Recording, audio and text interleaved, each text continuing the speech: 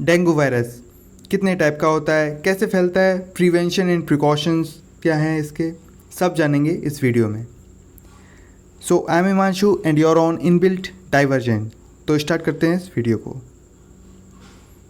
सबसे पहले तो ये एक एब्रो वायरस है। एब्रो वायरस मतलब कि जो एक वेक्टर के थ्रू फैलता है। वेक्टर इधर पे मच्छर है, मस्किटो है, which is capable of infecting humans and causing disease. तो ये दो टाइप का हो सकता है, एक होता है एसिम्प्टोमेटिक और दूसरा है सिम्प्टोमेटिक।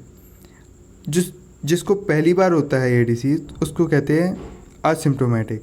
अगर आपको दूसरी बार या तीसरी बार हुआ है तो वो सिम्प्टोमेटिक में आएगा। सिम्प्टोमेटिक 3 टाइप का होता है, classical dengue fever, dengue haemorrhagic fever without shock and dengue haemorrhagic fever with shock. इसको हम डेंगू शॉक सिंड्रोम भी बोलते हैं। तो जनरली ये 2 फीमेल मस्किटोज से फैलता है, एडीज इजिप्टी और कभी कभार बहुत कम एडीज एल्बोपिक्टस से। तो इसकी प्रॉब्लम वर्ल्ड वाइड में देख लेते हैं। तो सबसे पहले 1970 से पहले केवल ये 9 कंट्रीज़ में था और बाद में आते आते पूरी दुनिया में फैल गया। 70% डिसीज़ एशिया से ही आती हैं। अफ़गानिस्तान में ये सबसे पहली बार 2019 में आया था। उससे पहले अफ़गानिस्तान में ये डिसीज़ आई ही नहीं थी।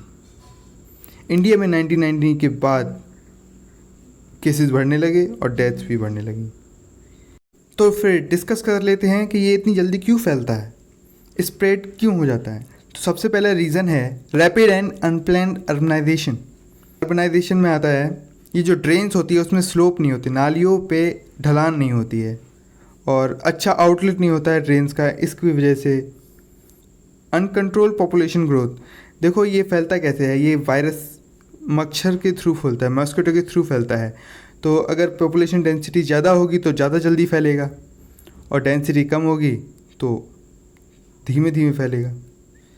क्लाइमेट चेंज बिन मौसम बारिश कभी भी हो जाती है, कभी भी पानी भर जाता है तो इनकी ब्रीडिंग स्टार्ट हो जाती है कभी भी। Improper water storage. Dengue virus का जीनस जो है वो फ्लेविवायरस है, based on antigenic and biological characteristics.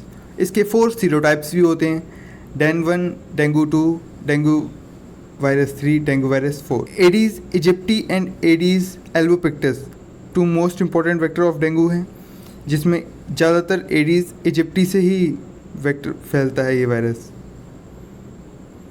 ये ज़्यादातर डे टाइम और शाम के टाइम बिफोर सनसेट ही काटते हैं। एक फुल ब्लड मील के लिए वो सेवरल पर्सन को इन्फेक्ट करता है और सबको इन्फेक्शन फैला देता है डेंगू वायरस का। इन्वायरमेंट फैक्टर जो कि सपोर्ट करते हैं इस वायरस को फैलने में। तो जो पॉपुलेशन है एडीज इजिप्टी का फ्लक्चुएट करती है रेनफॉल के और वाटर स्टोरेज के थ्रू। इनकी लाइफ स्पैन इन्फ्लुएंस्ड होती है टेम्परेचर और ह्यूमिडिटी पे। ये बेस्ट सर्वाइव करता है 16 to 30 डिग्री सेल्सियस पे और साथ ही में 60 to 80% ह्यूमिडिटी होनी चाहिए, जो कि जुलाई से अक्टूबर तक का जो पीरियड होता है इधर पे ह्यूमिडिटी 60 to 80% होती है। इसमें ये बेस्ट सर्वाइव करते हैं। डेंगू वायरस के ट्रांसमिशन को देख लेते हैं। तो सबसे पहले जो मस्किटो का एडीज इजिप्टी, सबसे पहले वो इन्फेक्टेड पर्सन को काटेगा और वो खुद इन्फेक्ट हो जाएगा। उसके बाद डेंगू वायरस जो है उसके मिड गट में जाएगा और वो इंक्यूबेट होगा। इस डायग्राम से देखते हैं। सबसे पहले इसने एक इन्फेक्टेड पर्सन को बाइट किया, उसके बाद जो वायरस है वो मिड गट में इधर पे चला गया, इधर पे इंक्यूबेट हुआ, 8 से 10 दिन इंक्यूबेट हुआ। मतलब कि जब तक ये मच्छर के अंदर इंक्यूबेट हो रहा है तब तक ये एक्सटेंसिक इंक्यूबेशन है, मतलब कि बाहर इंक्यूबेट हो रहा है। लेकिन जब 8-10 दिन बाद इसकी सलाइवरी ग्लैंड में वो वायरस आ जाएगा। उसके बाद जब ये किसी इंसान को काटेगा ना तो वो इंसान इन्फेक्टेड हो जाएगा और जब उधर पे इंक्यूबेशन होगा उसे कहेंगे इंट्रिंसिक इंक्यूबेशन, जो कि 4 to 7 डेज पे चलता है।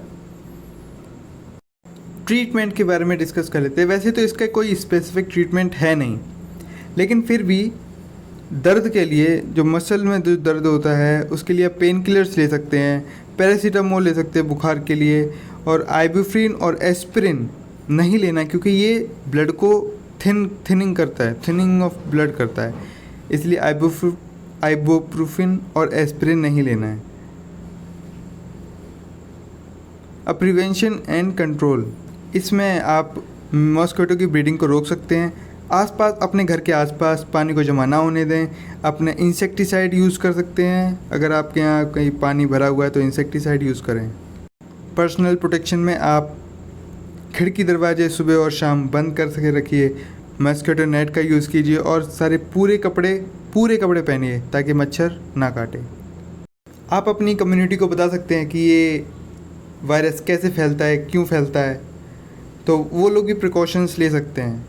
अपनी कम्युनिटी के साथ आप मिलके इन पूरी कम्युनिटी में इंसेक्टिसाइड्स फैलाइए, स्प्रे कीजिए और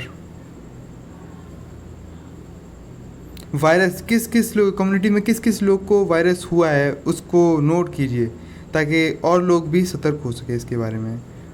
हम वैक्सीनेशन के बारे में डिस्कस कर लेते हैं। तो रिसेंटली एक वैक्सीन आई है, डेंगू वैक्सीन।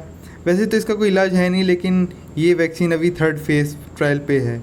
डेंगू वैक्सीन आ जाएगी, उसके बाद बहुत राहत मिलेगी।